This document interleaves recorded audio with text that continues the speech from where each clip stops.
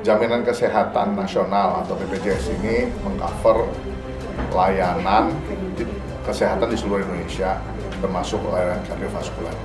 Dan kita ketahui bersama di sini bahwa sebagian besar layanan kardiovaskular ini, baik di sektor pemerintah maupun swasta, juga masih di-cover oleh JKN BPJS ini.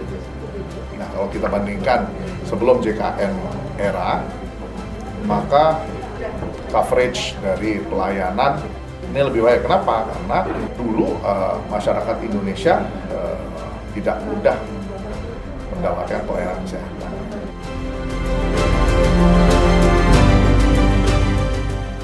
Dan harapannya